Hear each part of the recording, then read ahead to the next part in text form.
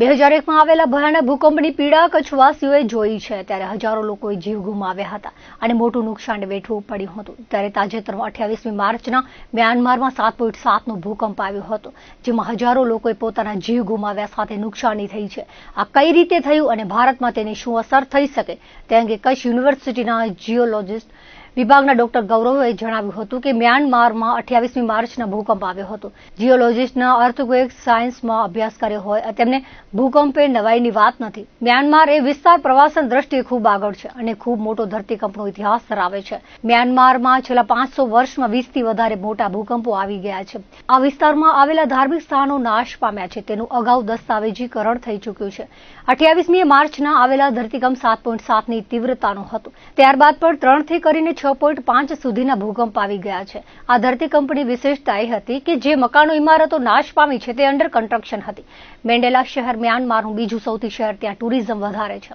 ભૂકંપ દરિયા અને જમીન વચ્ચે આવતા હોય છે મ્યાનમારમાં આવેલું ધરતીકંપની પર્વતમાળાની બાજુમાં હોવાથી સગાઈંગ ફોલ્ટ નામ આપવામાં આવ્યું હતું ઈરાવતી નદી પાસે હતો જેની લંબાઈ 1400 કિલોમીટર લાંબી હતી ફોલ્ટ લાઇનમાં અગાઉ સન 1839, 1927, 1946 અને 2016ના વર્ષે ભયાનક મોટા ભૂકંપો આવી ચૂક્યા છે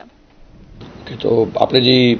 ભૂકંપ આવ્યો તો 28 માર્ચ 2025ના બપોરે કંઈક 12:50 ભૂકંપ આવેલો યાદ કરી તો એ વિસ્તારની અમારા જીઓલોજિસ્ટમાં જે અર્થક્વેક સાયન્સ ઉપર જે સ્ટડી કરતા હોય એના માટે આ ભૂકંપ એ વિસ્તારમાં કોઈ સરપ્રાઇઝ નથી જેમ કચ્છમાં ભૂકંપ કોઈ સરપ્રાઇઝ નથી ગમે ત્યારે મોટો ભૂકંપ આવે એમ એ વિસ્તારમાં પણ ભૂકંપ આવી શકે છે મ્યાનમાર વિસ્તારની વાત કરીએ તો એ બહુ જ ટુરિઝમ રિલેટેડ બહુ એક્ટિવ ઝોન છે બરાબર અને એની બહુ લોંગ અર્થક્વેક હિસ્ટ્રી છે છેલ્લા 500 વર્ષમાં ત્યાં કને 20થી વધારે ભૂકંપ મોટા મેગ્નિટ્યુડના આવી ચૂક્યા છે બરાબર અને ત્યાં કને બહુ જ ઘણા બધા રિલિજિયસ મોન્યુમેન્ટ છે બરાબર મોન્યુમેન્ટ છે ધાર્મિક સ્થળો છે મંદિરો છે અને એ ભૂકંપના કારણે નાશ પામ્યા છે જે બધું લિટરેચરમાં ડોક્યુમેન્ટ થયેલું છે તો વાત કરીએ 28 માર્ચના જે ભૂકંપની જે બપોરે 12:50 આવેલો હતો એ ભૂકંપની મેગ્નિટ્યુડ કંઈક 7.7ની આજુબાજુ હતી અને એ 20 કિલોમીટરની ડેપ્થ ઉપર આવેલો હતો જે બહુ મતલબ નોમિનલ કહેવાય બરાબર અને આવેલો હતો હવે આ જે ભૂકંપ આવ્યો એ એક જ ભૂકંપ નહોતો એના પછીના 4 થી 5 કલાકમાં 20થી વધારે ભૂકંપ આવ્યા હતા જેની મેગ્નિટ્યુડ 3 મેગ્નિટ્યુડથી કરીને 6.5 મેગ્નિટ્યુડ સુધી હતી જે બહુ જ મતલબ કોમન વસ્તુ હોય આ પ્લેટ બાઉન્ડ્રીમાં પણ બહુ મોટી એની હાનિ થાય મતલબ જાનહાનિ થાય ઇન્ફ્રાસ્ટ્રક્ચર ડેમેજ થાય બરાબર અને આમાંથી રિકવર થતાં વર્ષો લાગી જાય પણ આ એરિયા તમે જે ભૂકંપની કદાચ તમે જોયું હશે તો જ્યાં કને જેટલા પણ ભૂકંપ આવ્યા હતા એમાં કન્સ્ટ્રક્શન જે કોલેપ્સ થયા છે મોસ્ટલી એ લોકોના કન્સ્ટ્રક્શન અંડર કન્સ્ટ્રક્શન હતા બિલ્ડિંગ કોલેપ્સ થતા આપણે જે વિડીયોમાં જોઈ એ અંડર કન્સ્ટ્રક્શન બધે સ્ટ્રક્ચર હતા જે વેલ એસ્ટાબ્લિશ બનેલા હતા ત્યાં એટલું બધું નુકસાન જોવા નથી મળ્યું છતાંય જે નુકસાન થયું છે એ બહુ ગલત વસ્તુ છે જે એરિયામાં જે ભૂકંપ આવેલો હતો એને માંડાલય નામનું જે એરિયા છે સિટી છે એ મ્યાનમાર વિસ્તારનું સેકન્ડ લાર્જેસ્ટ સિટી છે આખા મ્યાનમાર કન્ટ્રીનું અને બહુ જ બધું ત્યાં ટુરિઝમ છે બરાબર અને જે ભૂકંપ આવેલો હતો ઘણા બધા ભૂકંપ એવા હોય કે જે દરિયા અને જમીનની વચ્ચે આવે પ્લેટ બાઉન્ડ્રી ઓશનિક બાઉન્ડ્રી અને જમીન એટલે કોન્ટિનેન્ટ બાઉન્ડ્રીની વચ્ચે આવે આ જે ભૂકંપ છે કોન્ટિનેન્ટ વિસ્તારમાં આવેલો હતો મ્યાનમાર કન્ટ્રીના સેન્ટ્રલ પાર્ટમાં આવેલો હતો અને આ જે ભૂકંપ જે છે એ માઉન્ટેન મતલબ હિલ રેન્જ એટલે ડુંગરની પર્વતમાળાના એલોંગ આવેલો હતો બરાબર તો આ જે ભૂકંપની જે મતલબ જે ડેપ્થ હતી જે આપણે વાત કરી કે 10 કિલોમીટર હતી પણ આ જે ભૂકંપ હજી વધારે તબાહી મચાવી શકતો હતો પણ ભાગ્યશાળી હતું કે એ જે ફોલ્ટના નજીક આવેલો હતો એ ફોલ્ટનું નામ છે સેંગિંગ ફોલ્ટ નામ છે એનું સેંગિંગ સગાઈંગ ફોલ્ટ એનું નામ છે અને જે ફોલ્ટ છે એ ઈરાવાડી નદી છે એ ફોલ્ટના ઉપરથી ફ્લો કરે છે એ નદીના એલોંગ સગાઈંગ ફોલ્ટ ઉપરથી આવેલો હતો આ ફોલ્ટની લંબાઈ છે 1400 કિલોમીટર લાંબો છે જે સેન્ટ્રલ મ્યાનમારમાં નોર્થ સાઉથ ડાયરેક્શનમાં રન કરે છે અને છેલ્લે એ જે અંદમાન ઓશન છે એમાં મર્જ થઈ જાય છે અને બહુ જ સિસ્મિકલી એક્ટિવ ફોલ્ટ છે ઘણા બધા આની અંદર ભૂકંપ આવેલા છે હિસ્ટ્રીની વાત કરીએ તો 1839 1927 1900 ને કરીને 46 2016 મોટા ભૂકંપની વાત કરું છું એમાંથી અને આ જે સાઉથ ઇન્ડિયાનો ઝોન છે આ બહુ ટેક્ટોનિકલી એક્ટિવ માર્જિન કહેવાય આ જે ભૂકંપ જે છે એ નોર્થ સાઉથ બાઉન્ડ્રી ઉપર આવેલો હતો જેની એક સાઈડ યુરેશિયન પ્લેટ છે અને એક સાઈડ માઇક્રો બર્મા પ્લેટ છે અને એ છે ને જ્યારે પ્લેટ બે ભેગી હોય ને જ્યારે બે પ્લેટ ભેગી હોય ત્યારે ભૂકંપ જે આવે ને બંને સાઈડ તમારો ડિસ્ટ્રોય કરે, પણ જ્યારે બે પ્લેટ એકબીજાની સમકક્ષ અડીને મૂવ થતી હોય ને ત્યારે જે પ્લેટની જે ફોલ્ટ હોય ને એમાં જેની એનર્જી રિલીઝ થઈ જાય એટલા વિસ્તારમાં જ નુકસાન કરે.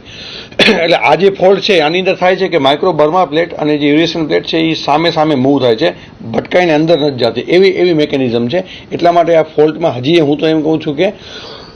ઓછું નુકસાન થયું છે. જો સામે જો ફોલ્ટ આવે જેમ કે અંદમાન ઓશનના ફોલ્ટ, હિમાલયના ફોલ્ટમાં ભૂકંપ આવે તો હજી એ બહુ મોટી તબાહી મચી શકતી હતી. આજે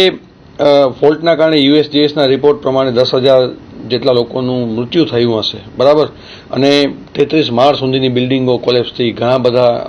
લોકો અર્થક્વેકના કારણે બેઘર થયા. તો આ જે ફોલ્ટ છે એનું એક આલામ છે. આલામ એટલા માટે છે કે જો આપણે ભારત દેશ માટે તો હું તો એમ કહું છું કે આલામ છે, અને ઘણા બધા જીઓ સાયન્ટિસ્ટ કહે છે, બરાબર, કે આલામ છે, કારણ કે ભારતની અંદર એટલા બધા એક્ટિવ ફોલ્ટ છે અને બહુ કોમ્પ્લેક્સ સિસ્ટમ છે. તમે જો મારો કેમેરા મારા કોમ્પ્યુટર તરફ કરશો તો આપણે જોઈ શકીએ છીએ કે આ જે કંઈક ટેક્ટોનિક સેટિંગ છે કે આ જે ઉપરની જે પ્લેટ છે, જે સફેદ આ લાઇનની ઉપરની પ્લેટને યુરેશિયન પ્લેટ કહેવાય છે અને નીચેની પ્લેટને ઇન્ડિયન પ્લેટ કહેવાય છે, બરાબર. હવે આ હિમાલયની પર્વતમાળા આ જે થ્રસ્ટ સિસ્ટમથી જાય છે એ થ્રસ્ટ સિસ્ટમ પાછી વળી અને ભારતના સમુદ્ર એટલે ઇન્ડિયન ઓશનમાં આવે છે. તો આ રિઝનની અંદર ભૂકંપ આવેલો. તો અહીંયા કને જુઓ તો આજે અગેન આ યુરેશિયન પ્લેટનો ભાગ છે, આજે મારો આંગળી છે, આ વચમાં છે એ સગાઈંગ ફોલ્ટ છે, એની વચ્ચે માઇક્રો બર્મા પ્લેટ છે અને અહીંયા કને તમે જોવા જાઓ તો અહીંયા ઇન્ડિયન પ્લેટ છે. તો આજે એક લાઇનની સામે ત્રિકોણ છે એની અંદર બે પ્લેટ ભટકાય છે, એકબીજાની સામે આવે છે, બહુ જ મોટા ભૂકંપ આવી શકે છે. પણ સગાઈંગ ફોલ્ટમાં શું થાય છે કે જે માઇક્રો બર્મા પ્લેટ ઉપર જાય છે અને યુરેશિયન પ્લેટ નીચે આવે છે. તો આ મેકેનિઝમના કારણે જ આપણે બચ્યા. પણ સાઉથ ઇન્ડિયાની વાત કરીએ તો સાઉથ ઇન્ડિયાની અંદર ઇન્ડિયા યુરેશિયન પ્લેટનું કોલિઝન છે, પછી અંદમાનનું સબડક્શન ઝોન છે, સગાઈંગ ફોલ્ટ છે, ઘણા બધા જે ટેક્ટોનિક સ્ટ્રક્ચર છે જે બહુ એક્ટિવ છે. જે બહુ એક્ટિવ સ્ટ્રક્ચર હોય ને એને જીઓજીની ભાષામાં રેસ્ટલેસ ફોલ્ટ કહેવાય, કે જે કોઈ રેસ્ટ નથી કરતા, હંમેશા મૂવ થતા હોય છે. તો ઇન્ડિયાના સાઉથ પાર્ટની અંદર કોમ્પ્લેક્સ સિસ્ટમ છે, બરાબર, અને ક્યારે પણ મોટા ભૂકંપ આવી શકે છે. તો આપણે આના માટે શું કરવું જોઈએ, બરાબર? તો આના માટે આપણે શું કરવું જોઈએ કે આપણે એક્સેપ્ટ કરવો જોઈએ જે સાયન્ટિફિકલી ટેસ્ટેડ એક્સપેરિમેન્ટ છે. લોકો ભૂકંપ આવે છે, નો ડાઉટ કે ભૂકંપને રોકી ક્યારે પણ નહીં શકાય, પણ જીઓલોજીકલ નોલેજ અને સાયસ્મોલોજીકલ નોલેજ એટલું કહી શકે છે કે આ વિસ્તાર આ ફોલ્ટ બહુ એક્ટિવ છે, આમાં ભૂકંપ આવી શકે છે અને આટલી મેગ્નિટ્યુડના ભૂકંપ આવી શકે છે.